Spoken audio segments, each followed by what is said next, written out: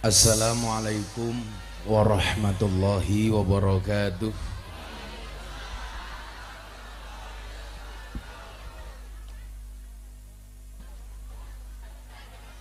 Alhamdulillahil qail A'udzu billahi samil alim minasyaitonir rajim. Bismillahirrahmanirrahim.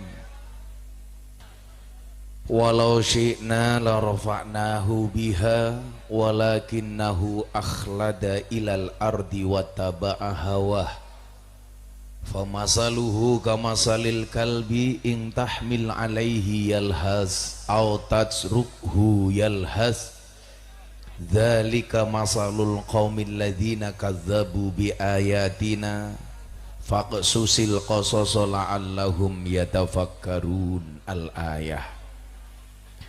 Allahumma salli wa sallim wa barik ala hadan nabiyil karim sayyidina wa maulana Muhammadin wa ala alihi wa ashabihi al-mujahidin at-tahirin. Rabbi israh li sadri wa yassir li amri wahlul 'uqdatam min lisani yafqahu qawli, amma ba'du. Hadratal muhtaramin, para masyayikh, para kiai, para habaib, para ulama, tokoh agama, tokoh masyarakat, para sepuh bini sepuh yang saya muliakan, para pejabat yang berkenan hadir dalam semua tingkatannya, termasuk TNI Polri yang saya hormati, segenap panitia pengajian dalam rangka santunan anak yatim dan peringatan Maulid Nabi yang diselenggarakan Masjid Mujahidin Desa Sarkem, Siasem, dengan tema saatnya tunjukkan kecintaan kepada Nabi Muhammad Sallallahu Alaihi Wasallam. Yang saya banggakan, Bapak Ibu kaum muslimin wal muslimat, warga masyarakat Siasem yang berbahagia. Siasem Kecamatan Wanasari, Kabupaten. Ki HP ini ngapa ya kira-kira? Nanti dulu.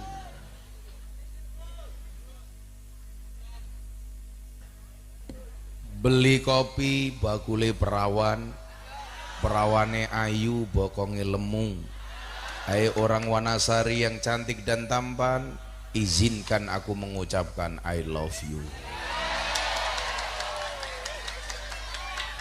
Pertanyaannya adalah, lah kopinya endi?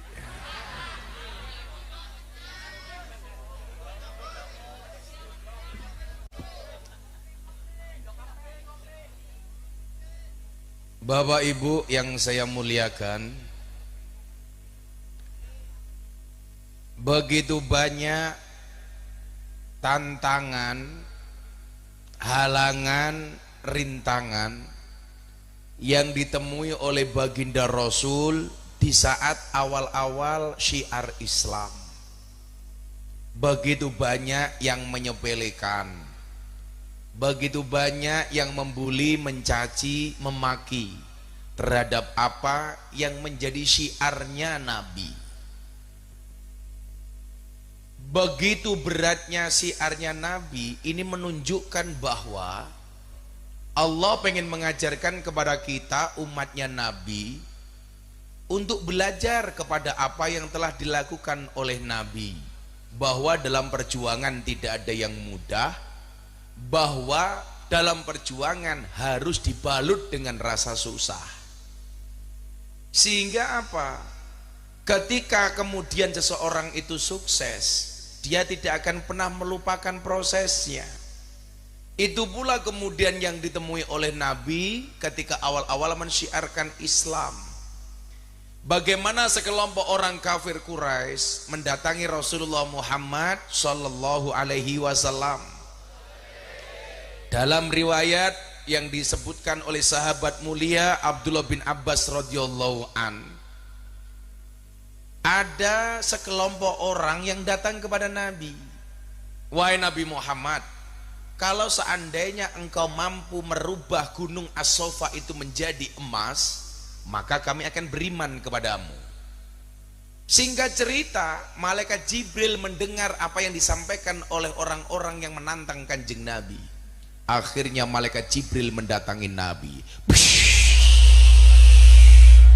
Langsung sonnya gemetar. Cek son, apakah sonnya bagus apa tidak? Ternyata lumayan. Kita doakan menjadi son yang paling besar se-RT. Kayaknya Bapak Keloro Kiai mendingan di sini daripada di sana deh. Sini aja, agak sini Mas. Saya tahu. Ya, gini aja Mas. Ngapunten ya. Yang perlu Anda ingat, mereka datang pengen melihat wajahku, tidak pengen melihat bokongmu. Ya. Malah aku minggat rono.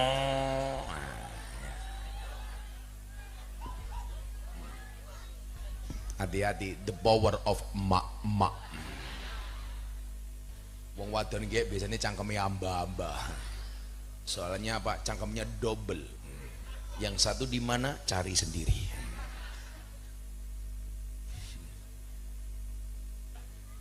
Dikarane siapa? Ahmad Syafi'iyah ya. Singkatnya mung loro ya. Kakak nggak dimatani ya beda. Wong sing kene gandengnya kaya ngene, sing kene kaya masa blangkon karo ndase gede ndase kepriye.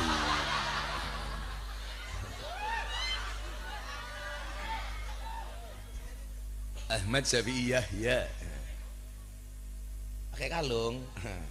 Lah ngene nyong ge sing nganggo kalung wedhus korban ya. Ya kopi ini ndi langka kopi kepriye.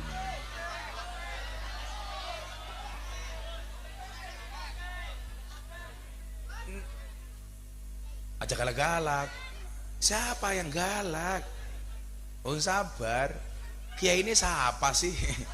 Dasar janda. Aku tahu kenapa dia pakai jilbab pink ya tuh, karena pengen menarik perhatianku. Tapi kan kamu sudah tua, kan situ sudah expired. Orang-orang kafir Quraisy ini mengatakan kepada Muhammad, wahai Muhammad, mintalah kepada Tuhanmu agar bukit Sofa ini dijadikan emas bagi kami. Jika itu bisa kamu lakukan wahai Muhammad, maka kami akan beriman kepada engkau wahai Muhammad. Bapak Ibu, mendengar ini Jibril datang. Muhammad, kalau kamu mengiyakan, jangankan bukit Sofa menjadi emas, kalau kamu menghendaki, kopi pun bisa datang sendiri. Tapi persoalannya karena panitia ini ora niat, maka kopi ini ora teka-teka. Maka besok di hari kiamat yang akan dihisab adalah Muhammad Syafi'i Yahya.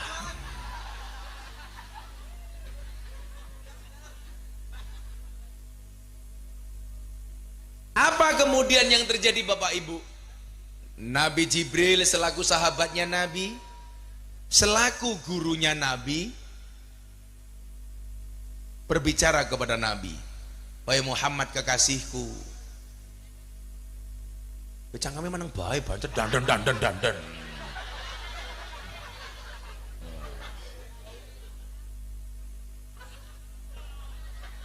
Dan akhirnya datang juga. Pembawanya adalah Banser. Baru di sini kopi tidak ada tutupnya. Sudah tidak ada tutupnya, si Yahya nyuguhnya cangkemnya merongos. Ini adalah kopi rasa untu. Untune Yahya.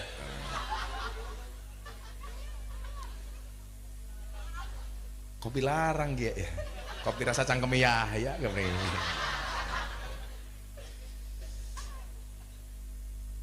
Mas Yahya pengen panjang umur, tapi ini carane. Jadilah orang budek.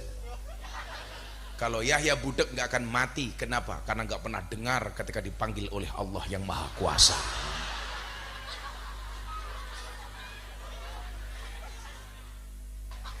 Kadang-kadang kita perlu ngati-ngati ya. Tanggane Inyong, anaknya bidal Kalimantan. Ternyata neng Kalimantan anaknya malah miskin. Gara-gara apa?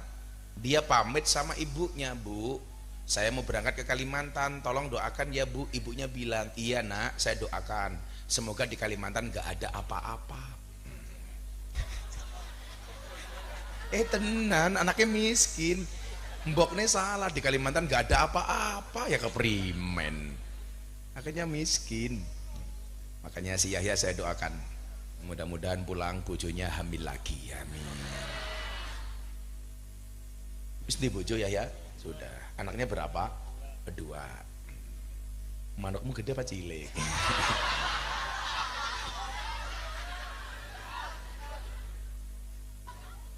Kenapa loh? Yahya bisa sulapan, bajunya hijau langsung tutupnya hijau set gitu loh. Pantesan mampu kelek ke Yahya. Baru di sini pengajian di hadapan Kiai viral, nggak ada tisunya.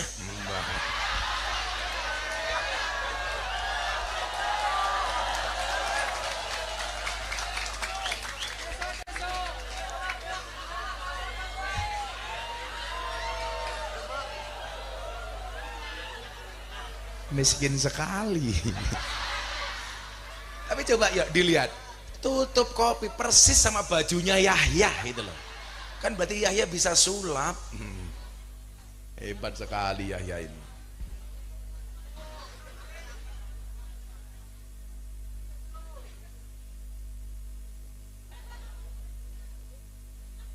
Di mana-mana tisu itu warnanya putih. Kenapa ini coklat kayak gini? Jangan-jangan bekasnya Yahya ini. Kok menjijikan sekali? Tisu warnanya coklat ya.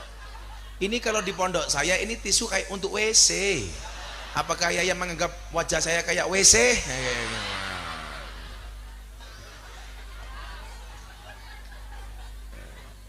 Sallu ala Nabi Muhammad.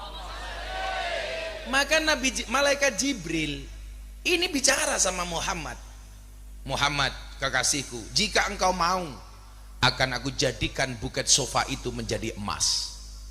Tapi ingat, kalau mereka ingkar tidak beriman kepadamu, maka kaum itu akan aku azab dengan azab yang belum pernah ditimpakan kepada umat-umat sebelumnya.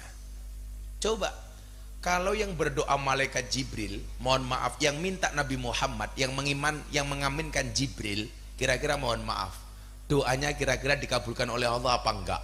Pasti. Malaikat terbaik yang berdoa Nabi terbaik. Bukankah Anda tahu Muhammad itu adalah merupakan imamul anbiya wal mursalin, sayyidul anbiya wal mursalin, bahkan dikatakan sayyidil awwalina wal akhirin. Maksudnya apa kok awal dan akhir?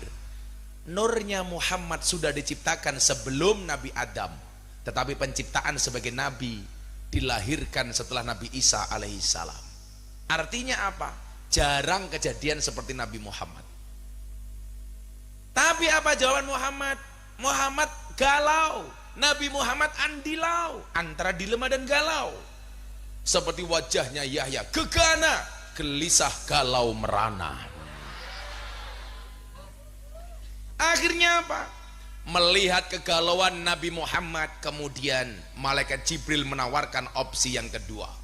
Dan jika engkau mau Muhammad, maka Allah akan membukakan pintu taubat dan rahmat bagi mereka. Jadi pilihannya 2. Gunung emas, mohon maaf, gunung as-sofa jadi emas. Kalau mereka tetap tidak beriman, dihancurkan sehancur-hancurnya oleh Allah. Atau pilihan yang kedua, atau kami bukakan pintu taubat untuk mereka wahai Muhammad. Dan ternyata apa? Nabi Muhammad memilih opsi kedua, tidak menghancurkan umat kafir Quraisy itu, tetapi Nabi Muhammad minta kepada Allah supaya mereka diberikan hidayah. Yang mau saya sampaikan adalah, Bapak Ibu, yang pertama, kenapa Nabi Muhammad menolak menjadikan Bukit As-Sofa menjadi emas? Jawabannya adalah, kalau sampai itu terjadi hari ini, umat ketika punya masalah ekonomi akan beramai-ramai datang ke gunung minta sama Allah supaya gunung itu dijadikan emas. Sehingga apa? Umatnya Nabi Muhammad akan menjadi umat yang tulul amal, panjang angan-angan. Setiap kali punya masalah, dia akan datang kepada dukun minta supaya batu dirubah menjadi emas. Tapi Nabi Muhammad menolak. Artinya apa? Yang ingin saya sampaikan Bapak Ibu, kita seringkali ketika menghadapi masalah ekonomi cari solusi yang instan. Tidak mau bekerja, tidak mau bisnis, datangnya kepada siapa? Dukun. Mbah dukun, saya pengen kaya, tolong saya dikasih ilmu supaya kaya. Anda goblok. Kalau memang dukun bisa membuat kaya, kenapa dukunnya miskin?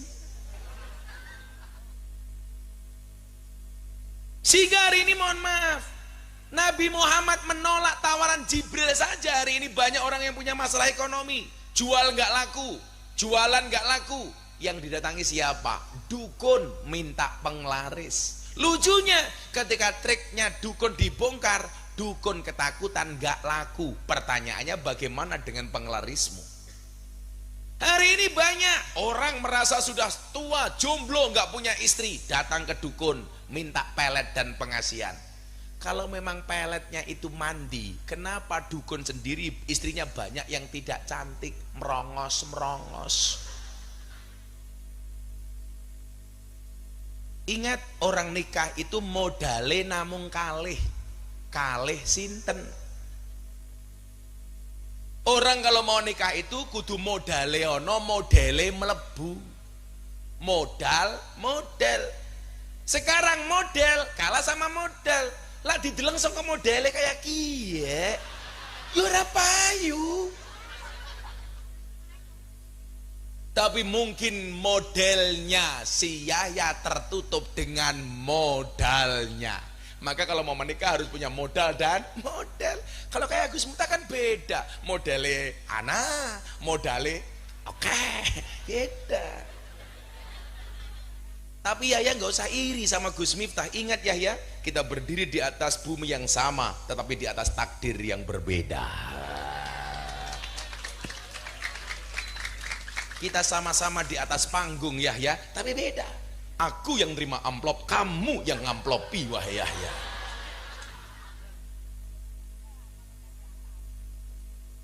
Manduk-manduk kayak paham-paham. Aku ndelengi si Yahya mesake temen ya. Raine kayak kotak infak kayak gitu.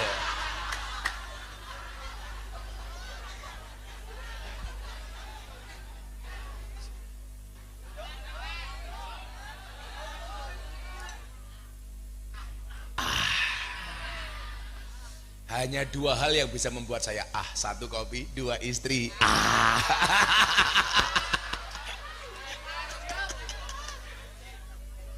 Paham kamu Yahya? Khusus Yahya saya kasih resep membahagiakan istri. Yahya, membahagiakan istri itu cukup dengan 70 cara. 1 shopping, sisanya 69. Kamu paham gak? Oh nggak paham. Otaknya nyanda kayak nih gitu.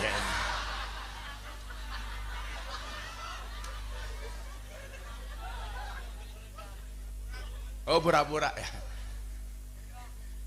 Kelihatannya cupu, aslinya suhu. Saya lihat Yahya ini jadi ingat yang viral di TikTok itu. Toh, ganjel toh. Nah, ini ternyata ini orangnya ini.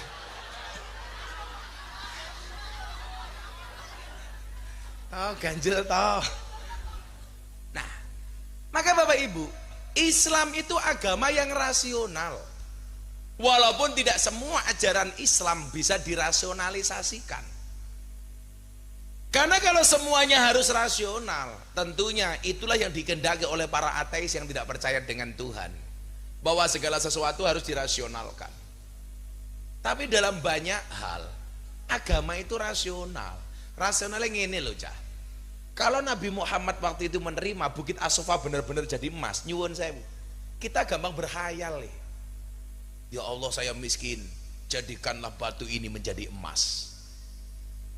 Maka nyuwun sewu, saya itu aliran orang Islam yang rasional. Makanya kayak teman-teman Banser tak kandani ini. Iki degan kok bathoke kandel banget ya.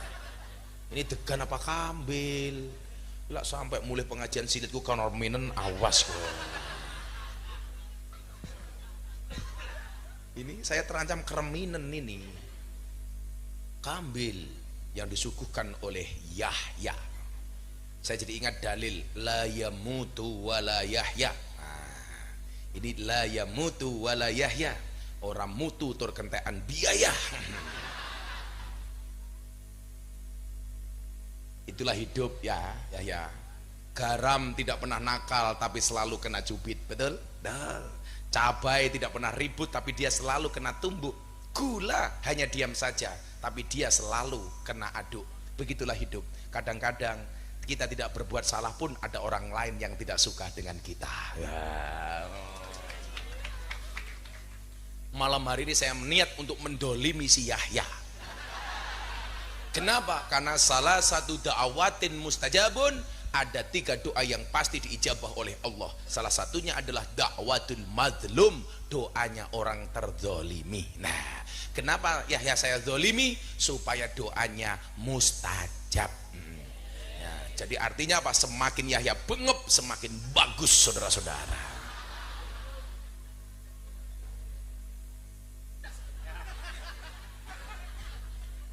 Yahya langsung batin, bajingan salah lungguh ya.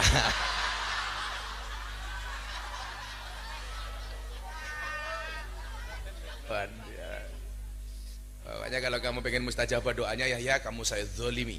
Kan salah satu dakwatin mustajabun dakwatus shaim, doanya orang berpuasa. Itulah alasan kenapa Gus Miftah rajin berpuasa. Kemudian yang kedua adalah dakwatul madlum, doanya orang terzolimi. Dan yang ketiga adalah doa ibu kepada anaknya. Makanya ibu-ibu semarah-marahnya bu, yang keluar dari mulutmu harusnya doa. Mosok nyinani anaknya, bocah kok nakal persis kayak bapak nih. Loh, yang salah milih bapak itu bukan anak tapi kamu. Harusnya nggak begitu, bocah kok nakal tak dongake dadi kiai. Lah begitu seharusnya. Itu pula yang disampaikan oleh ibunya, oleh seorang ibu yang berada di kota Makkah. Anaknya nakalnya minta ampun umur 5 tahun, ada tamu datang, makanan diinjak-injak. Tapi ibunya keren. Kalimat yang keluar dari mulutnya ketika marah adalah idhab, pergi kamu, ja'alakallahu imaman lil haramain, semoga Allah menjadikan kamu imam Masjidil Haram. Dan ternyata Allah kabulkan. Usia 25 tahun anak ini menjadi profesor dan menjadi imam Masjidil Haram. Siapakah dia? Syekh Abdurrahman As-Sudais. Cilikannya nakal, tapi yang keluar dari mulut ibunya itu doa. Makanya ibu-ibu mohon maaf, doamu itu mustajabah. Kalau keluar doa, bocah kok gaweane nyekel mik tak dongake dadi kiai. Lah, jadinya kayak gini gitu lah. Bocah kok ingah ini tak dongake dadi panitia pengajian. Lah, dadine kayak kiai.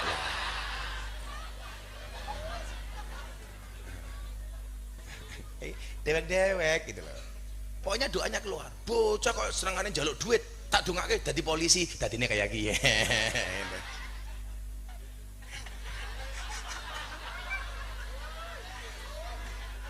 Saya di mana-mana membangun citra positif polisi supaya masyarakat paham betul bahwa polisi, tentara itu penting, betul? Jangan hanya menghakimi polisi hanya dari kasus satu orang. Saya nggak ridho. Sambo mana cangkeme? Siapa sih ngomong iki mau kekrek gitu.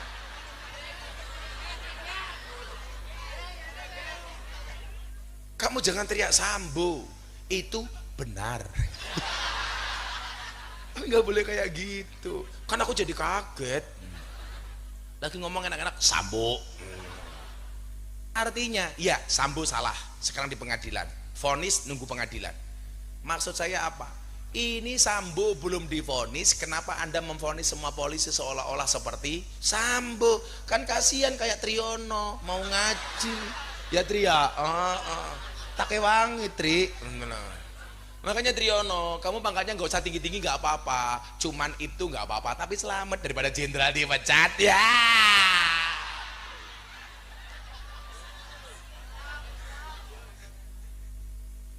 Masih banyak polisi yang baik, betul? Maka nyuwun sewu, kita jaga bareng-bareng. Kalau Anda cinta dengan polisi, doakan Triyono Al-Fatihah. Mana? Polisi Indonesia Al-Fatihah, itu baru keren. Nah, agama ini didesain supaya rasional. Makanya dalam banyak hal saya selalu mengajarkan kepada sahabat-sahabat saya, kayak teman-teman artis yang ngaji dengan saya, ada Mas Atta, ada Deddy Corbuzier. Itu saya ajarkan secara rasional bahwa agama itu asik, bahwa agama itu mohon maaf bukan klenik, bukan tahayul, bukan irasional.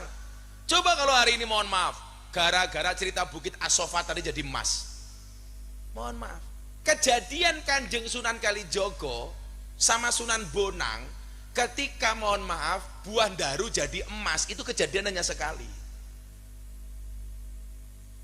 Sunan Kalijogo tidak melakukan itu lagi, Sunan Muria tidak melakukan itu lagi. Kenapa? Karena waktu itu Sunan Bonang pengen menaklukkan Kanjeng Sunan Kalijogo sebelum jadi wali. Ketika dia kesana kemari mencuri hartanya orang kaya diberikan kepada orang miskin, sehingga kemudian apa? Oleh Sunan Bonang ditunjukkan kekuasaan dari Allah, bus jadi emas. Akhirnya apa? Orientasi hidupnya Kanjeng Sunan Kalijogo Raden Said berubah. Oh ternyata kalau cuma cari seperti itu gampang. Kemudian yang kedua apa? Sunan Bonang pengen mengajarkan kepada Raden Said bahwa niat yang baik harus dilakukan dengan cara yang baik. Raden Said kan niatnya bagus, mencuri hartanya orang kaya kemudian diberikan kepada orang miskin, tapi caranya salah. Kalau ada film apa namanya? Robin Hood. Ada film lagi kalau di Jakarta namanya Si Pitung. Kalau di Brebes ada film Beranak Dalam Kubur. Wah, bintang filmnya Yahya.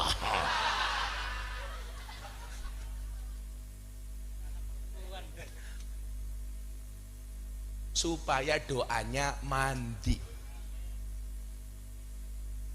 Maka kemudian apa? Agama ini didesain secara rasional. Coba lagi dilihat perang di Jabal Uhud. Nabi Muhammad yang tadinya dengan pasukannya menang dan akhirnya kalah. Kenapa? Karena adanya ketidaktaatan dari para sahabat, dari para mujahid dengan perintahnya Nabi. Akhirnya apa? Kalah gara-gara berebut harta. Sehingga kemudian apa? Pasukan Nabi Muhammad banyak yang gugur sampai Nabi Muhammad mohon maaf giginya tanggal, giginya patah. Kemudian Nabi Muhammad lari menyelamatkan diri di satu tempat namanya Ghor. Ghor itu gua. Saya pernah masuk ke tempat ini ketika haji tahun 2015. Saya masuk ke dalamnya, ada gua lebarnya cuma 1 meter panjang, dan sampai hari ini gua tersebut masih baunya wangi. Kenapa? Karena di situ masih banyak tetesan darah Kanjeng Nabi. Darah Kanjeng Nabi itu wangi. Dan jadi kalau Anda mengatakan Nabi Muhammad manusia biasa, itu Anda salah.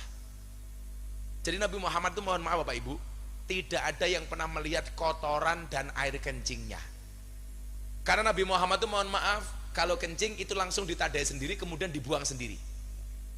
Allah tidak rela kencingnya bahkan kotorannya Kanjeng Nabi itu dilihat oleh orang sampai diinjak-injak orang, enggak mau.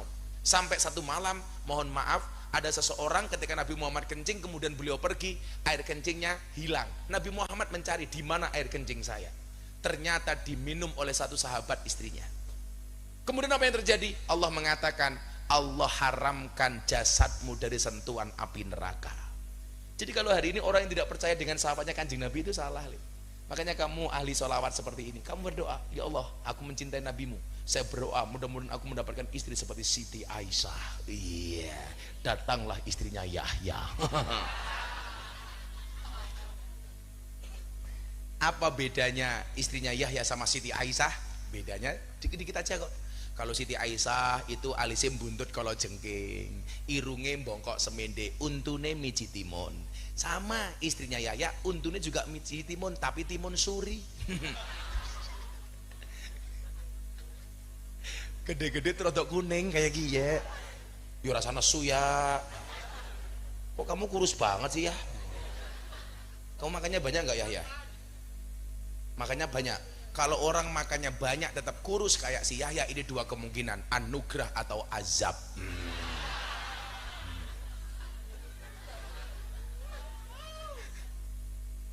Azab.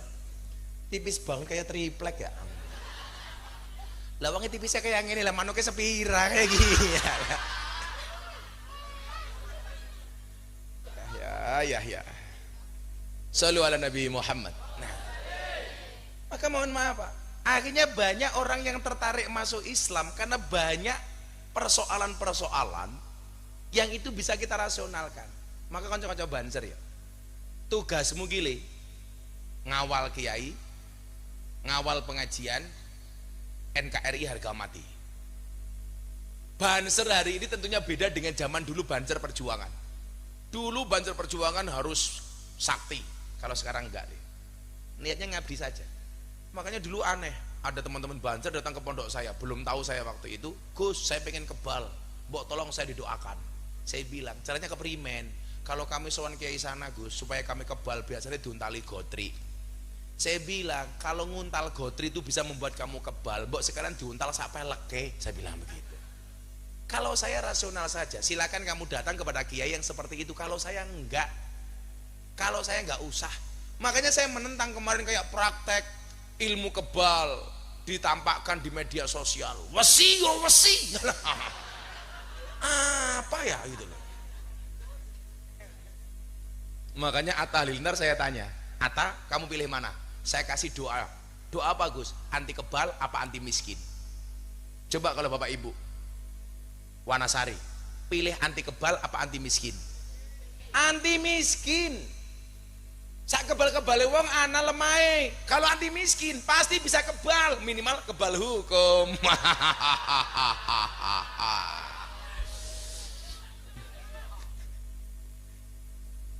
Betul Pak? Iya. Ayo ben kayang selawatan dhisik ya. Aku kan ora selawatan. Ayo selawatan nih. Kurang micak-micak bae dolanan HP. Yahya minta lagu apa? Aku manut Yahya. Apa ya lagunya ya? Sholawat Nabi aja Pak. Ya apa sholawatnya Nabi? Ya semuanya sholawat ya Nabi. Masa sholawat Yahya? Ini goblok temen ya. Sholawatnya sholawat Nabi, keprimen.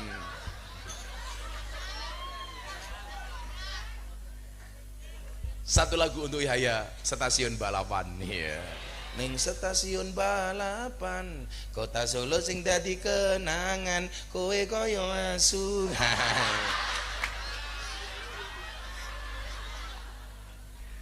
Masa sholawat Nabi baik? Ya sholawatnya sholawat Nabi. Masa sholawat ya. Sebelum dilanjutkan, sholawat ini yang sering diprotes sama orang-orang yang tidak paham sholawatan. Sholawat itu ada dua. Ada sholawat umdah, ada sholawat ziyadah. Sholawat umdah itu sholawat pokok, sholawat ziyadah itu sholawat tambahan. Sholawat pokok itu apa Gus? Sholawat yang ada di dalam sholat. Asyhadu an la ilaha illallah wa asyhadu anna muhammadar rasulullah. Allahumma sholli ala sayyidina Muhammad wa ala ali sayyidina Muhammad. Itu namanya sholawat umdah. Pakai sayyidina Gus? Kalau saya pakai. Bagi orang yang tidak pakai silahkan. Apa alasan Gus minta pakai Sayyidina? Karena itu adalah takdiman wa takriman wa mahabbatan kepada Kanjeng Nabi. Kita nggak boleh jangkar. Kalau manggil orang cuma namanya saja, namanya apa Pak Triyono? Jangkar. Kalau di sini arahnya apa ya? Jadi kalau manggil orang tidak pakai Pak, tidak pakai Mas, tidak pakai Bu, namanya apa? Trocok. Apa ya? Cangkeme Triyono trocok ya.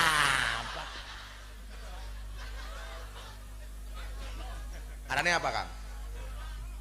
Jadi kalau harusnya manggil Pak Kiai, mangga Pak Kiai Yahya, manggilnya hei Yahya, itu kan nggak sopan. Namanya apa? Kalau orang Jogja namanya jangkar. Kalau di sini namanya apa ya? ngelunjak, ora pantes. Lah sekarang sama kanjeng Nabi kok Muhammad ya ora pantes ya. Contohnya cucune kanjeng Nabi aja kita panggil Habib. Coba apalagi kalau orang keraton dan sinten menika GBPH Gusti Bendoro Pangeran Haryo. Wow. Ada KPH Kanjeng Pangeran Haryo. Ada KRMT Kanjeng Raden Mas Tumenggung. Coba ada KRT Kanjeng Raden Tumenggung. Kalau Yahya ini gelarnya KPRT. Apa? Keparat.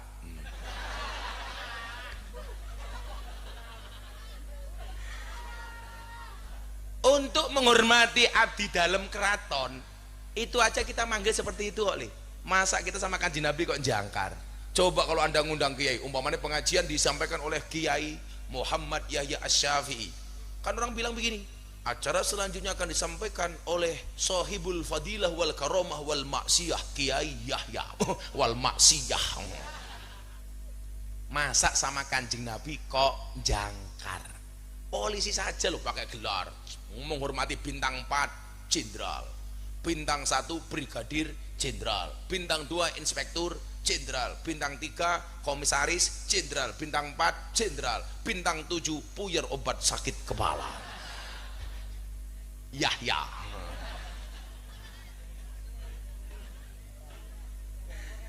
Mosok karo kanjeng Nabi kok jangkar, ora pantes. Maka kita menggunakan kalimat Sayyidina.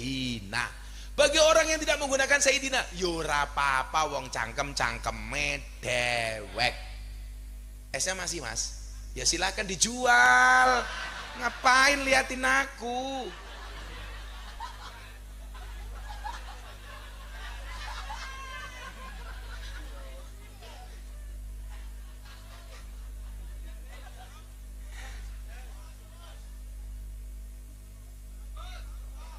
Anda itu ngundang saya untuk ngaji atau untuk barong es teh? Ini diperjelas itu loh. Wis ora urun cangkeme cerewet. Kemudian yang kedua ada sholawat ziyadah, sholawat tambahan. Sholawat tambahan itu apa? Sholawat yang ada di luar sholat.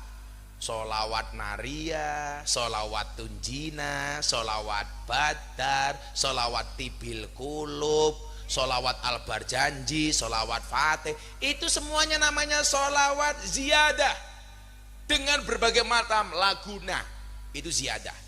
Bedanya apa ziyadah sama umdah? Bedanya adalah kalau sholawat pokok atau umdah boleh dibaca di dalam dan di luar sholat.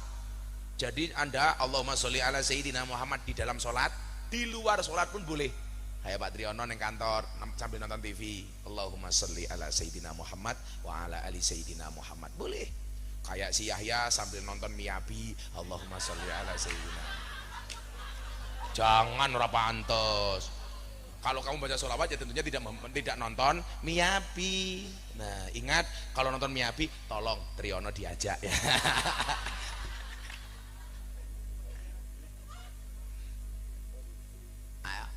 Tapi ibu-ibu mohon maaf sambil masak Allahumma sholli ala Sayyidina Muhammad wa ala ali Sayyidina Muhammad boleh. Sambil tandur Allahumma sholli ala Sayyidina Muhammad selep wa ala ali Sayyidina Muhammad selep boleh. Yang enggak boleh adalah sholawat ziyadah dibaca di dalam sholat, itu enggak boleh. Asyhadu an la ilaha illallah wa asyhadu anna Muhammadar Rasulullah. Ya Hanana, ya Hanana, enggak boleh. Walaupun sama-sama sholawat. Asyhadu an la ilaha illallah wa asyhadu anna Muhammadar Rasulullah. Allahumma sholli sholatan kamilat, enggak boleh. Ziyadah hanya di luar sholat. Kalau ditembangke boleh apa enggak Gus? Boleh. Jajal kalau baca sholawat enggak ada lagu, kamu sholawatan sama Habib Syekh semalam suntuk enggak pakai lagu, yo ngantuk matane. Mosok semalam suntuk cuman ya Rabbi bil Mustafa balik maqasidana waghfir lana ma madha. Halah yang ngantuk. Maka ditembangke pakai lagu-lagu. Ditinggal pas sayang-sayangi boleh terus selawat. Bisa enggak? Kayak lagunya si Yahya itu loh. Kowe lunga pas aku ngajeng-ngajeng itu.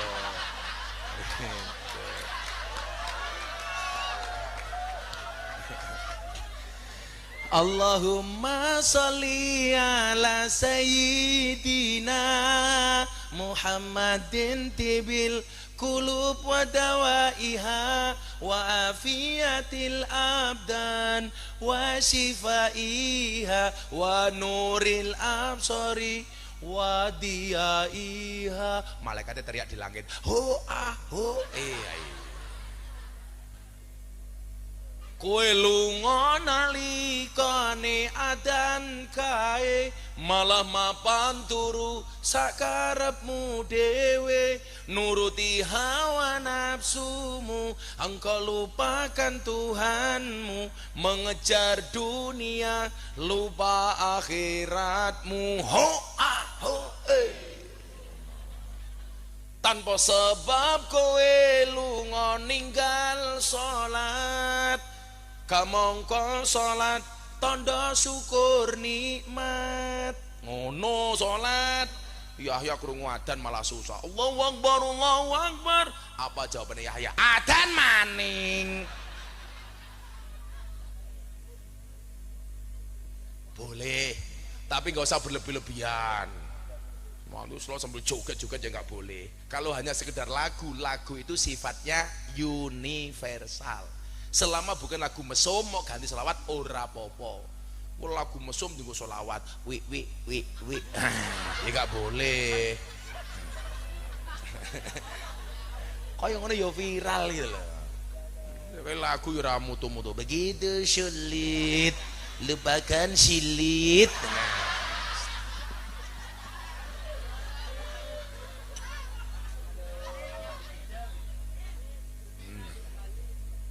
Gendong anaknya di gudang selawatan jura apa-apa ya Rasulullah keren masa gendong anak lagu ini sing ora-ora nyok kita nonton ondel-ondel nyok nah itu lagunya bagus tapi jangan begitu ya kamu masuk kamar ketemu istri selawatan Allah ya Rasulullah gitu istrinya jawab ya Habiballah ngono karena bojone dhewe ora apa-apa ya mlebu kamar malah lagune sing ora-ora tekku iki aja nggo dolanan mergo tekku sagede kentongan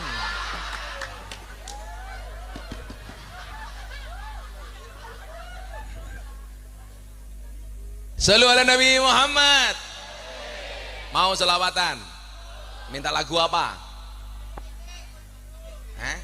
Lagu baru belum jadi, belum tak buat. Lagu lama sudah lupa. Lagu apa Pak? Iki jenggotnya apik temen ya. Jenggotnya telu.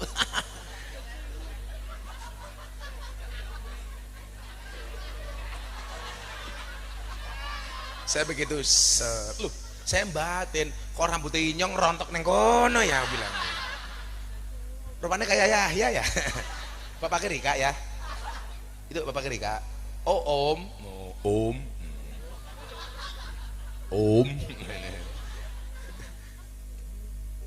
kalau saya ngomong om itu ya kelingan ada banci beli gudeg ditanya sama bakulnya pakai apa mbak telur lah penjualnya nggak dengar pakai apa mbak telur lah penjualnya sudah sepuh budek tanya lagi pakai apa mbak ndok kayak gini lanangnya metu Shallu ala Nabi Muhammad. Pak Triana minta lagu apa? Oh itu Joko Tingkir apa? Joko Tingkir ngombe dawet ora tau zikir endase mumet. Yes. Joko Tingkir untuk Yahya. Ya. Istrinya Yahya sing dia. Endi bojone Yahya? Sing endi? Oh sing lemu kae. Ya Allah. Lah lemune kaya ngono ngeloni Yahya di atas. Masya Allah. Ada semut di atas gajah.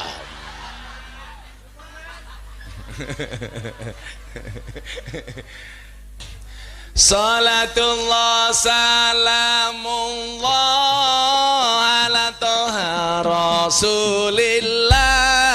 Salatullah salamullah ala yasin habibillah. Ala yasin habibillah. Bareng-bareng salatullah.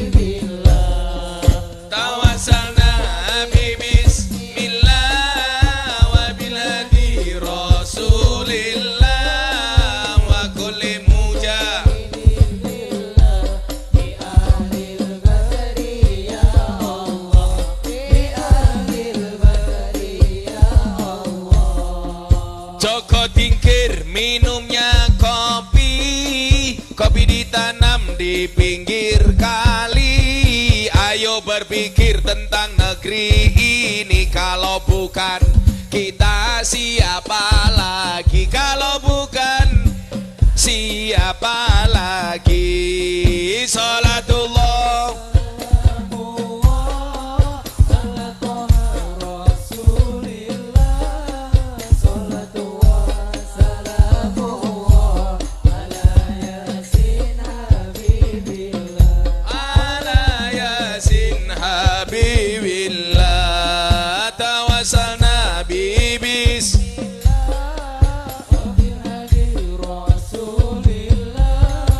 wa kulli mujahidi lillah bi ahlil badri ya Allah. Jalan-jalan di pedesaan, desa aman bersih terjaga. Sucikan hati, tetapkan iman. Merah putih melekat di dada. Merah putih melekat di dada. Salatullah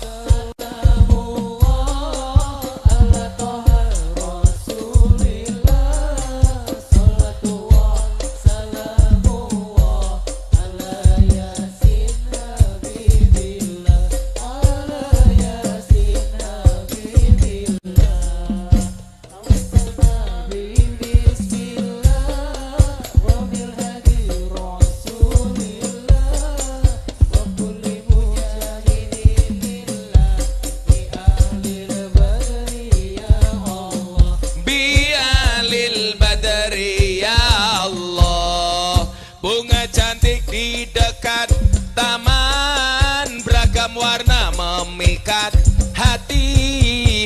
Mari rawat kebinekaan demi keutuhan NKRI. Demi keutuhan NKRI. Salatullah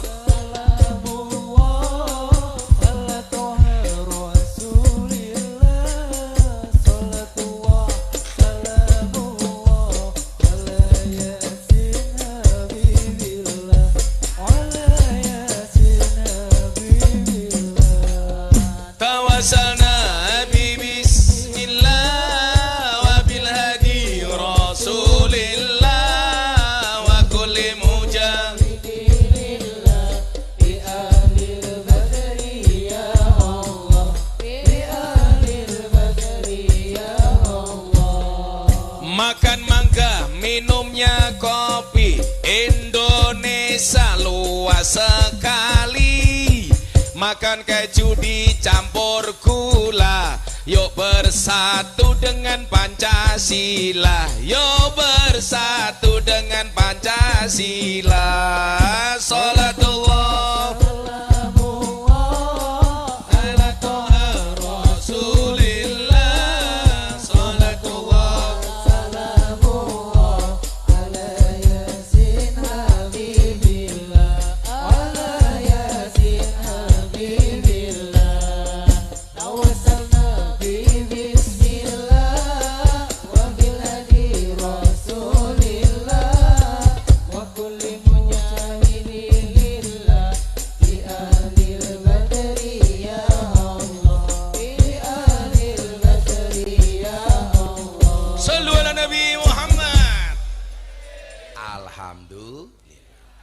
budal neng pasar tuku duku. Ada duku nggak di sini? Ada. Bakule jenenge Tokyo. Bertahun-tahun pacaran karo aku, tapi rabine karo wong liya.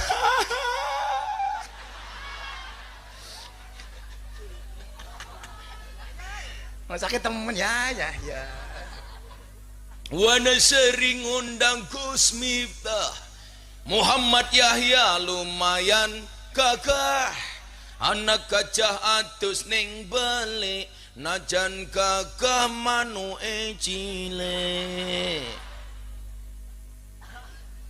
Paling gedine mung sajentre.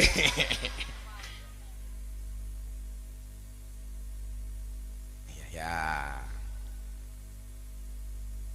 Oma gede jenenge Joglo, minyak wijen sangka Madiun. Urip dhewe jenenge jomblo, turu ijen kancane sabun. Ora paham ya. Oh, gemes banget karo Yahya aku ya. Pengen tak bungkus tak kasih air keras ngono lho. Ah? Oh, gojlok ya. Engko tak wene duit ya. Nggih. Uang monopoli. Kalau ini syair untuk Gus Miftah. Udun bengkak tambah metenteng, pletet alon-alon men ora bahaya. Paling penak dadi kiai ganteng, ngetan ngulon jadi idola. Idolane siapa? Idolane Yahya. Kayak gitu. Tos ya. Rasida. Kesuwen. Terus ya langsung. Ibu-ibu mau juga? Oke. Buah belimbing, buah pisang, raine glowing, kakinya belang-belang. Buah belimbing di atas ketek, raine glowing, tungkae mlentek. Wong Wanasari tuwe. Apa? Oh, siasem. Wong Sarkem. Apa ya? Lurahan di lurah ya? Anak lurahan enggak gini? Oh, Pak Lurah. Wetenge gede teman. Aja gede-gede.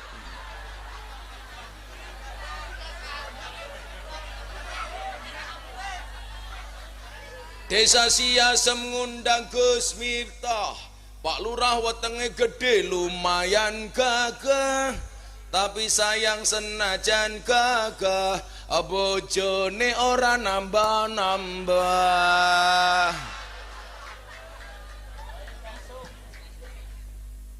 Arane siapa lho iki? Wahyudi. Arane Wahyudi.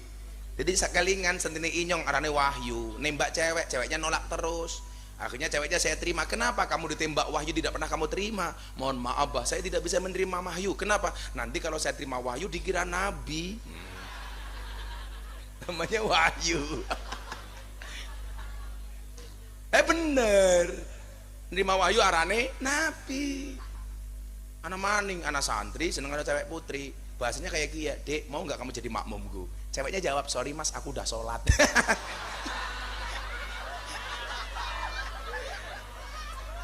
Tuku bawang kleru mrica, kebacut sayang mong dianggap kanca. Pemalang kaline butek sing disayang matane. Yahya maning. Sallu ala Nabi Muhammad. Ngombe kambil diset, njaluk tekan arek wae kambil. Iya seruput cerewet temen ya. Oh degan-degane nyong dewek ya. Wis cilik kambil.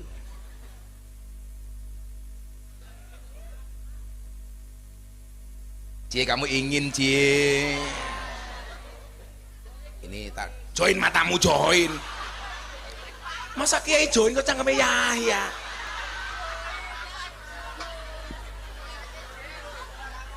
Join. Ini untuk Yahya, kita doain dulu ya. Dibuka ya, dibuka. Allahumma ja'al hadzal ma' syifaan li kulli da'in innaka ala kulli syai'in qadir. Ya. Wis diminum. Maka diminum Kiai. Ya Allah. Kiai Yahya minumnya kayak gini. Makasih ya Pak Yahya ya. Saya kemarin pengajian di Surabaya, ada orang tak kasih aqua pulang stroke.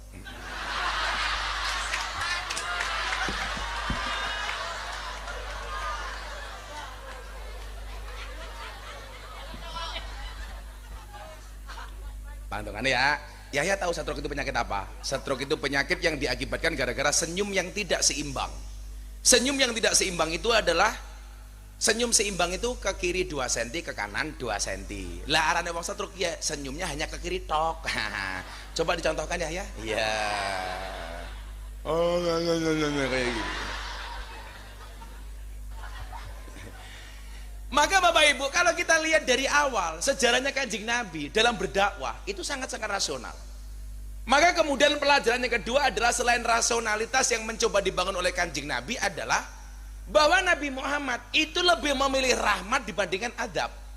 Makanya ketika tawaran saya hancurkan mereka, ketika saya ciptakan Jabal Sofa menjadi emas, saya kasih kepada mereka, kalau mereka tidak beriman, mohon maaf, akan saya hancurkan. Tapi mohon maaf, Kanjeng Nabi tidak memilih opsi itu. Yang dipilih oleh Nabi Muhammad adalah, ya Allah, bukakanlah pintu rahmat dan taubat untuk mereka.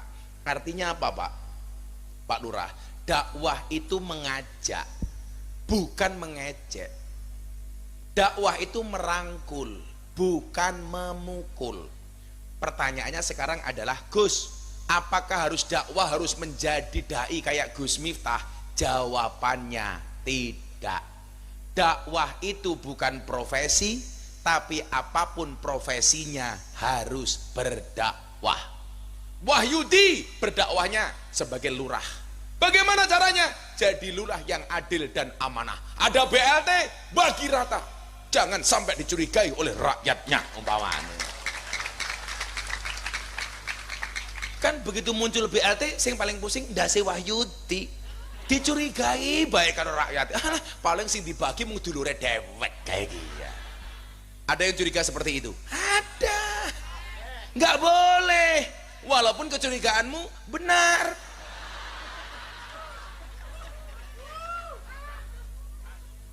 Nggak boleh.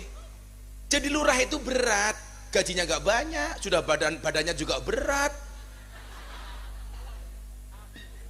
Dicurigai. Hati-hati Pak Wahyudi, perutnya jangan besar-besar. Coba Anda lihat YouTube saya sering mengatakan laki-laki kalau perutnya besar biasanya manuknya cilik lah.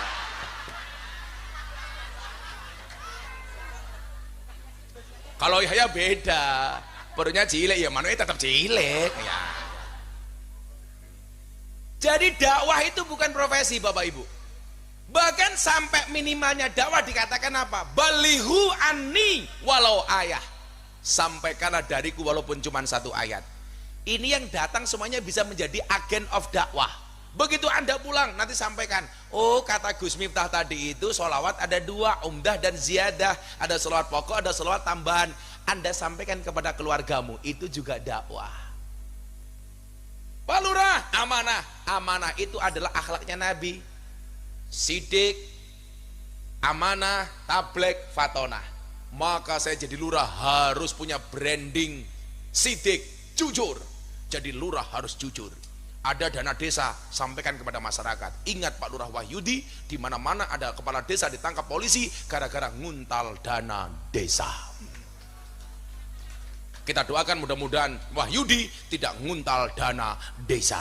Karena belum nguntal saja perutnya sudah besarnya. Pak Wahyudi langsung bisik-bisik sama Pak Triyono, Pak polisi.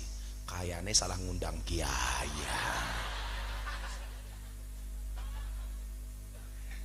Yang berbahagia adalah Yahya. Akhirnya pembulian berpindah kepada Wahyudi. Kurang ajar gitu Pak Wahyudi. Langsung dibilang, yes, yes. Mulai diantemi karo Wahyudi gue tak kandang. Banser dakwanya pakai apa? Pakai tenaga neli, ngawal kiai. Ingat, Banjar tugasnya ngawal kiai, bukan ngawal dukun. Kata Abu Samsudin ya.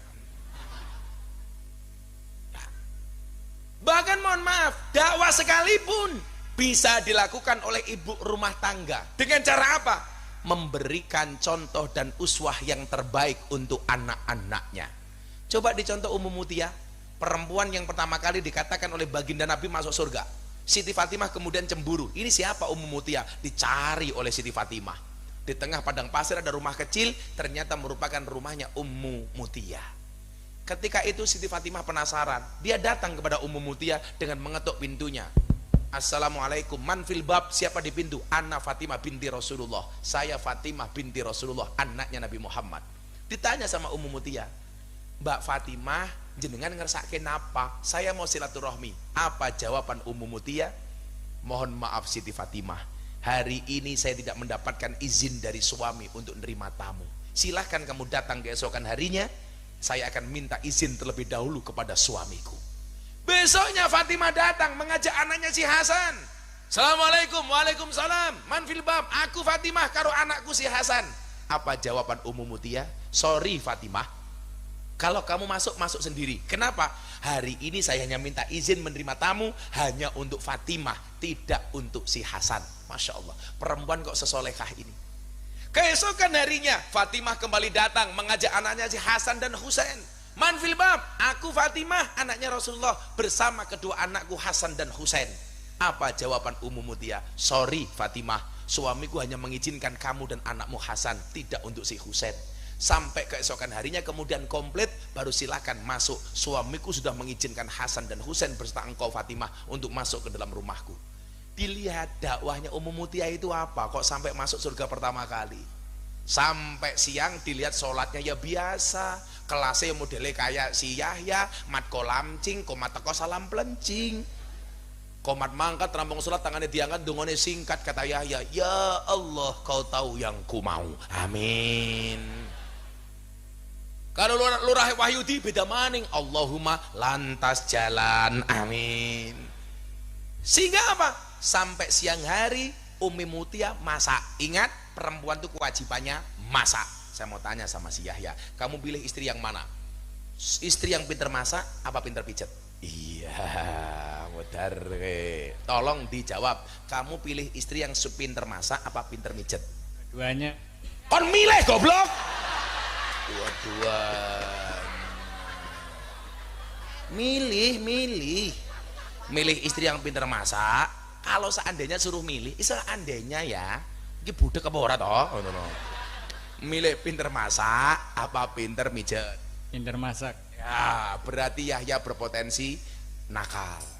Kalau istrinya pinter masak nggak pinter mijet, berarti istrinya mohon maaf Yahya makan di rumah tapi pijetnya di luar. Iya, ketahuan kamu Yahya.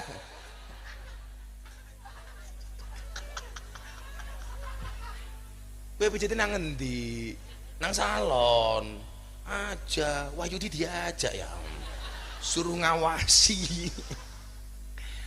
Akhirnya apa? Begitu masakan tersedia oleh Ummu Mutia ditaruh di atas meja. Ana degane alias kambil, ana kopi, ana tisu WC. Akhirnya apa? Yang membuat aneh Siti Fatimah adalah di atas meja itu tidak hanya makanan dan minuman Pak, tapi ada handuk sama cambuk. Siti Fatimah tanya, Ummu Mutia, itu handuknya untuk apa? Wahai Fatimah, ketahuilah, ketika suamiku pulang dari bekerja, dia pasti berkeringat, maka handuknya akan kujadikan alat untuk mengusap keringatnya. Makanya sunnahnya ibu-ibu, kalau suaminya pulang kerja, tolong siapkan handuk, nggih ngelapi raine bojomu. Ya. Ya gitu. Sunnah.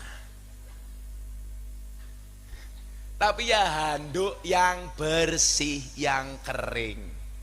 Kemudian Siti Fatimah penasaran dengan cambuk yang ada di situ.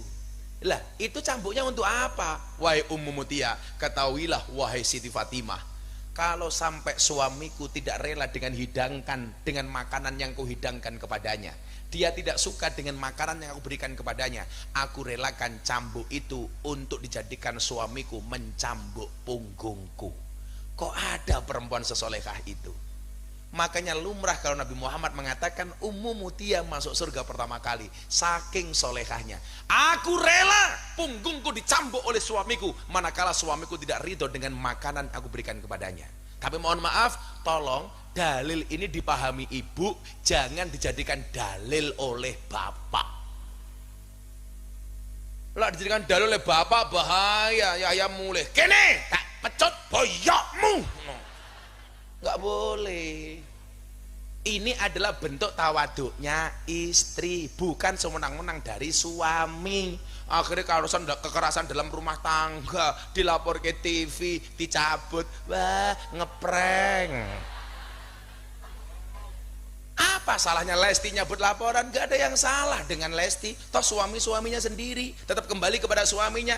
Ketika Lesti bertengkar dengan Rizky Bilar, tetap kembalinya kepada Rizky. Gak mungkin kembalinya kepada Yahya Asy-Syafi'i. Kenapa kita merasa diprank? Hikmahnya adalah dari kasusnya Lesti Kejora. Ibu-ibu ingat, jadi perempuan jangan terlalu kurus, gampang dibanting. Ya. Maka bapak nyuwun sewu, dakwanya coba dengan cara seperti suami menghargai makanan istri, itu sudah dakwah, Pak. Bapak-bapak dikasih sayur sama istri kasinan, ditanya sama istrinya, Mas, gimana sayurnya? Enak dek, jiko titik wis kroso. Kenapa kita harus marah-marah? Sayur kasinan mesti kakean upil. Gak boleh ya. Tanya kalau bapak ibu nggak percaya, apakah Gus Miftah pernah memaki masakan hidangan istrinya? Silakan datang ke pondok, tanya sama istri saya. Bunda, pernah nggak Gus Miftah memaki makanan istri? Nggak pernah. Wallah, saya nggak berani. Karena bagi saya, mohon maaf bapak, makanan itu masalah sepele. Tapi kalau istri dicaci, pasti sakit hati, betul? Kalau Kanjeng Nabi akhlaknya seneng dimakan, nggak seneng diam. Ora usah kakek cangkem. Umpamane masake sego kelemesen, padahal Yahya sukanya yang keras nasinya. Ditanya sama istrinya, "Pripun Mas Yahya nasinya?" "Enak, Dik, urung tak mamah wis kolu." Jangan marah-marah. Minta sambal bawang, tanya, "Pripun Mas, sambel pedes Dik ning luwih pedes cangkemmu?" Umpamane. Artinya apa? Bahwa dakwah yang dilakukan oleh Kanjeng Nabi itu terukur, bisa dilakukan oleh siapapun. Anak-anak hadroh dakwahnya yang melalui sholawat. Makanya besok kalau kamu ditanya sama mertua kamu, "Dek, pekerjaanmu apa?" "Saya penerbang Pak." Gitu.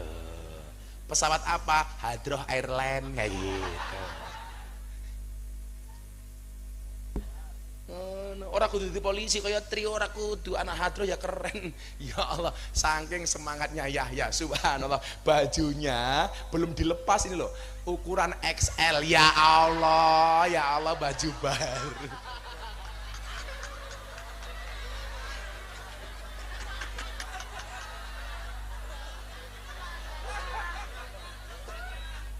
Anyar bajune, pantesan ana tulisane rong lunas ya. Ya kok bisa gitu loh, nggak dicopot XL gitu loh. Ya Allah, bocah kuru kok bajune XL. Suwalike karo Superman, awake gede bajune S, kan goblok. XL. Dicopot nang sini. Jangan deleng sempakmu kayak apa.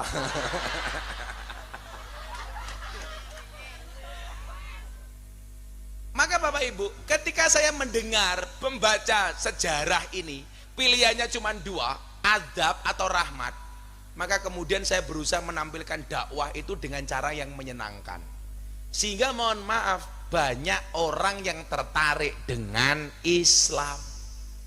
Makanya saya bilang sama Deddy Corbuzier, "Hei botak, dengerin."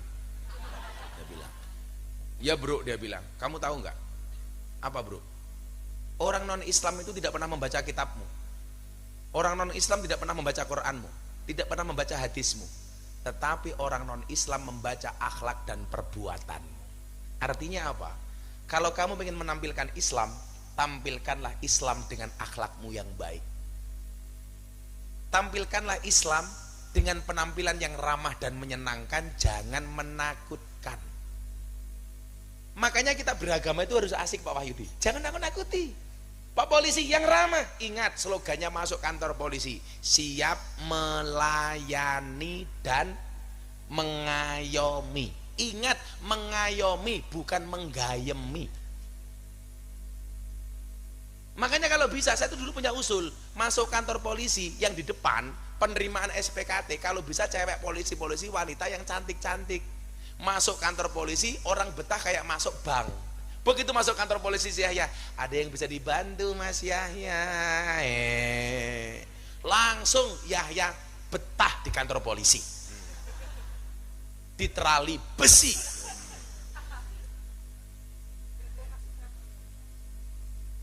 Mohon maaf loh, jangankan kok Islam, lingkungan loh Bu, kalau dibuat menyenangkan kan asik. Masuk kampung ditulisi Asmaul Husna umpamanya Pak.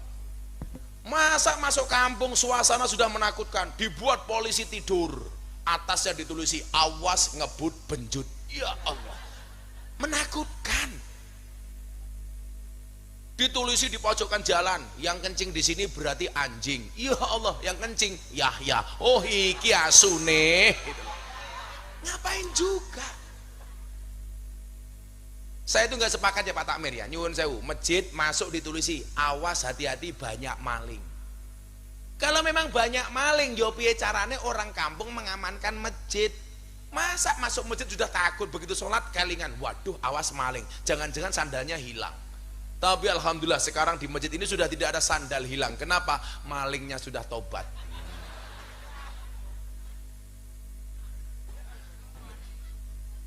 Saya tuh paling nggak seneng Pak, masuk rumah ditulisi awas anjing galak. Assalamualaikum, ini Pak Lurah. Waalaikumsalam, sing metu Wahyudi. Oh iki to asune gimana? Dibuat sing nyaman baik Pak Wahyudi. Masuk kantor kelurahan dibuat menyenangkan. Apapun. Maka disitulah kemudian Al-Quran mengatakan innallaha yuhibbul muhsinin. Allah niku paling seneng karo wong apik. Apa-apa niku lah apik pasti digoleti wong. Lah apik regane larang. Ono barang apik karo barang elek mesti luwih larang barang apik. Kaya Yahya jenggote telu tambah siji. Mudah-mudahan kita semuanya dijadikan oleh Allah secara istiqomah menjadi orang-orang baik. Amin Allahumma amin. Sudah jam 2:30 pengajian selesai. Bismillahirrahmanirrahim. Allahumma sholli ala sayyidina Muhammad wa ala ali sayyidina Muhammad walhamdulillahi rabbil alamin. Allahumma rzuqna istiqamah, Allahumma rzuqna bi ziyadatil ilmi war rizqi wal ibadah. Allahumma rzuqna ziyaratal Makkah wal Madinah. Allahumma rzuqna dzurriyyatan thayyibah. Allahumma rzuqna ahlan sakinatan mawaddatan warahmah. Allahumma rzuqna bi alfi quwwah. Allahumma rzuqna bi alfi barakah. Allahumma rzuqna bi alfi karamah. Allahumma rzuqna min ahli sunnah wal jamaah. Allahumma rzuqna bi husnil khatimah wa na'udzubika min su'il khatimah wa adkhilnal jannata ma'al abrar ya azizu ya ghafar ya rabbal alamin walhamdulillahi rabbil alamin. Sedaya masyarakat siasem matur nuwun, hadanallahu wa iyyakum ajmain wa lafu minkum. Assalamualaikum warahmatullahi wabarakatuh.